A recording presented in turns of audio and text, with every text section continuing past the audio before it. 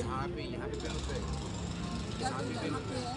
लेकिन यहाँ तो दबाने से नहीं होगा, नीचे दबाने से होगा। जोर से दबाओ तो होता है, वैसे भी होता है।